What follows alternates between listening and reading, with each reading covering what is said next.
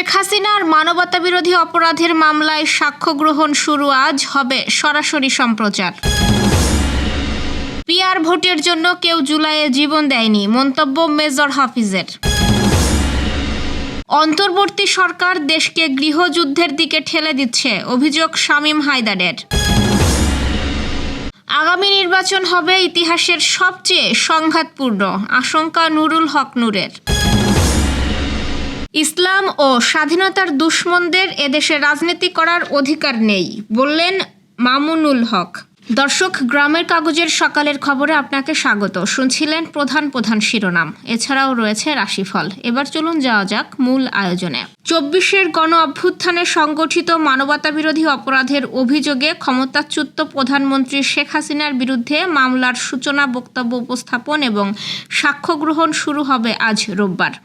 আন্তর্জাতিক অপরাধ ট্রাইব্যুনালের প্রসিকিউটর গাজী এম.এইচ. তামিম জানিয়েছেন, আজ মামলার সূচনা, বক্তব্য উপস্থাপন করা হবে। আদালতের অনুমতি সাপেক্ষে এটি সরাসরি সম্প্রচার করা হবে। একই সঙ্গে প্রথম সাক্ষ্য গ্রহণও শুরু হবে। এই মামলায় শেখ হাসিনা, সাবেক স্বরাষ্ট্রমন্ত্রী আসাদুজ্জামান খান কামাল ও সাবেক আইজিপি চৌধুরী আবদুল্লাহ আল মামুনের বিরুদ্ধে গত ১০ জুলাই অভিযোগ গঠন করে বিচার শুরুর আদেশ দিয়েছেন আন্তর্জাতিক অপরাধ ট্রাইব্যুনাল ১। এছাড়া এই মামলায় দোষ স্বীকার করে ঘটনার সত্যতা উদ্ঘাটনে রাজসাক্ষী হতে সাবেক আইজিপি চৌধুরী আবদুল্লাহ আল মামুনের আবেদন মঞ্জুর করেছেন ট্রাইব্যুনাল। সেই সঙ্গে এই মামলায় সূচনা, বক্তব্য উপস্থাপনের জন্য ৩ আগস্ট দিন ধার্য করা হয়।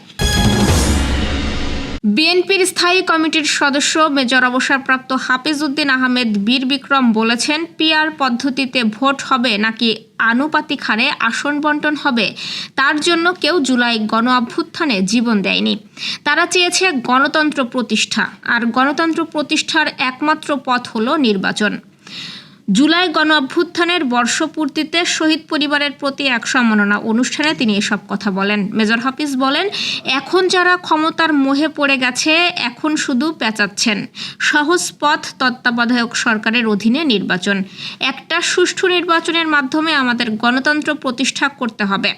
সাধারণ জনগণ এলাকায় নেতা হিসাবে তাকে চান, যাকে তারা চেনেন, সবসময় পাশে পাবেন, কিন্তু শুধু মার্কা দিয়ে তাকে কিভাবে চিনতে পারবেন? পিআর পদ্ধতিতে দেখা যাবে ভোলায় যে সংসদ সদস্য হবে তার বাড়ি কুড়িগ্রামে। তিনি বলেন, একজন শহীদ পিতা বলেছেন, জুলাই গণ অভ্যুত্থানের শহীদরা যে স্বপ্ন নিয়ে জীবন দিয়েছেন, আজও তা অর্জিত হয়নি। এটা অত্যন্ত বেদনার্থ কথা। আমি মনে করি এর কারণ হলো বর্তমানে যে সরকার আছে তারা কেউই জুলাই চেতনাকে ধারণ করে না। বিগত ১৫ বছর উপদেষ্টাদের কেউ শেখ হাসিনার দুঃশাসনের বিরুদ্ধে একটি কথাও বলেননি। এমনকি প্রধান উপদেষ্টা শেখ হাসিনার বিরুদ্ধে একটি কথাও বলেননি। শুধু উপদেষ্টা ডক্টর আসিফ নজরুল মাঝে মাঝে ২-১টি কথা বলেছেন। বর্তমান অন্তর্বর্তী সরকার দেশকে গৃহযুদ্ধের দিকে ঠেলে দিচ্ছে বলে মন্তব্য করেছেন জাতীয় পার্টির মহাসচিব শামীম হায়দার পাটোয়ারী। শনিবার দলটির কেন্দ্রীয় কার্যালয়ের সামনে এক বিক্ষোভ সমাবেশে এমন মন্তব্য করেন তিনি। দলটির মহাসচিব শামীম হায়দার পাটোয়ারী বলেন, সরকার আইনের শাসন বাদ দিয়ে মবের শাসন তৈরি করেছে। দেশকে ২ ভাগে ভাগ করেছে এই সরকার। বর্তমান সরকার মানুষের প্রত্যাশা পূরণে ব্যর্থ হয়েছে। এ সময় নেতাকর্মীরা অভিযোগ করেন, জাতীয় পার্টির চেয়ারম্যান জি.এম. কাদের সহ নেতাকর্মীদের বিরুদ্ধে মিথ্যা মামলা ও মব ভায়োলেন্স করে নেতাকর্মীদের উপর হামলা করা হচ্ছে।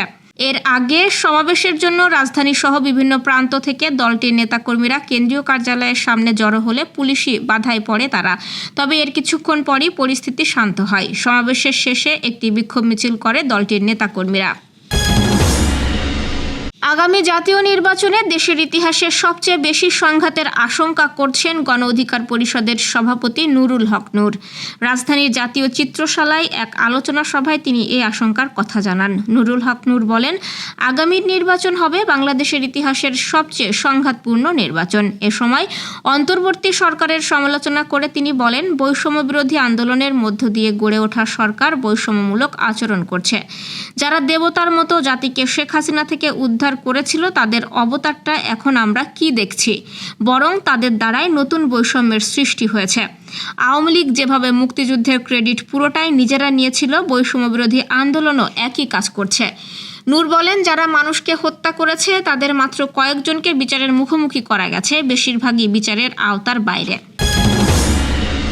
বাংলাদেশ খেলাফত মজলিসের আমির মামুনুল হক বলেছেন, ইসলাম ও স্বাধীনতার দুশমনদের এদেশে রাজনীতি করার কোনো অধিকার নেই। যারা ইসলামের বিপক্ষে তারাই স্বাধীনতার দুশমন। কোনো তন্ত্রমন্ত্র দিয়ে নয়, আল্লাহ প্রদত্ত রাজনৈতিক বন্দোবস্ত খেলাফতের ব্যবস্থায় বৈষম্যহীন ও দুর্নীতিমুক্ত সমাজ গড়া সম্ভব। শনিবার বিকেলে বাংলাদেশ খেলাফত মজলিস চাঁদপুর কচুয়া উপজেলা শাখা আয়োজিত জনসভায় প্রধান অতিথির বক্তব্যে তিনি এসব কথা বলেন। কচুয়া সরকারি ডিগ্রি কলেজ মাঠে বৈষম্য বিরোধী ছাত্র আন্দোলন, শাপলা চত্বরে গণহত্যার বিচার, খেলাফত প্রতিষ্ঠার আন্দোলনে গণজোয়ার সৃষ্টি ও সুষ্ঠু নির্বাচনের দাবিতে এই জনসভা অনুষ্ঠিত হয়। মামুনুল হক বলেন, আগামীর বাংলাদেশ হবে খেলাফতের বাংলাদেশ। স্বাধীনতা এনেছি রক্ত দিয়ে, প্রয়োজনে আবার জীবন দিয়ে স্বাধীনতা রক্ষা করব। বিগত 15 বছর শেখ হাসিনা এদেশের রাষ্ট্র ও রাজনীতিতে ইসলামকে মাইনাস করতে গিয়ে তিনি নিজেই মাইনাস হয়ে গেছেন। আগামী দিনে যারা ইসলামকে উৎখাত করতে চাইবে তারাই মাইনাস হবে। দর্শক, এ পর্যায়ে জেনে নিব কেমন যাবে আপনার আজকের দিন অর্থাৎ 3 আগস্টের রাশিফল। মেষ রাশির ব্যবসায়িক যোগাযোগ শুভ। শিক্ষার্থীদের কেউ কেউ বিদেশে অধ্যয়নের ব্যাপারে কাগজপত্র হাতে পেতে পারেন। পারিবারিক দ্বন্দ্বের অবসান হবে এবং যাত্রাপথে সতর্ক থাকুন।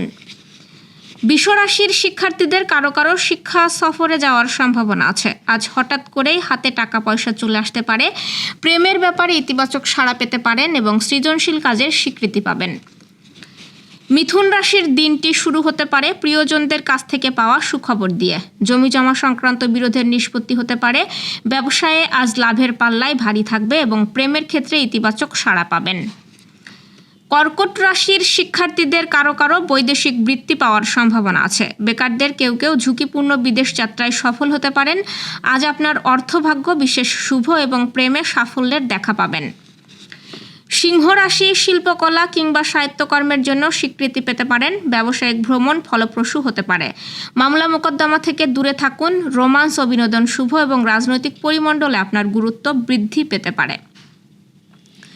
কন্যা রাশি ব্যবসায়ে আগের ক্ষতি পুষিয়ে নেওয়ার সুযোগ পাবেন। বিদেশ যাত্রার ক্ষেত্রে হাতছাড়া হয়ে যাওয়ার সুযোগ ফিরে আসতে পারে। পারিবারিক দ্বন্দ্বের অবসান হবে এবং প্রেমের ক্ষেত্রে ইতিবাচক সাড়া পাবেন। তুলা রাশি ব্যবসায়ে আজ লাভের পরিমাণ বৃদ্ধি পেতে পারে। বেকারদের কেউ কেউ ঝুঁকিপূর্ণ বিদেশ যাত্রায় সফল হতে পারেন। পরিবারের বয়স্ক কারো রোগমুক্তি ঘটতে পারে এবং আজ আকস্মিকভাবে অর্থপ্রাপ্তির সম্ভাবনা আছে। বৃশ্চিক রাশি ফটকা ব্যবসায়ে বিনিয়োগ করে লাভবান হতে পারেন।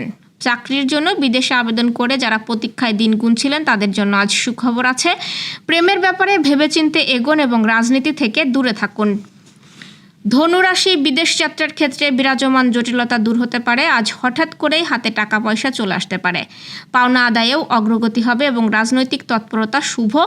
প্রেমের ক্ষেত্রেও ইতিবাচক সাড়া পাবেন।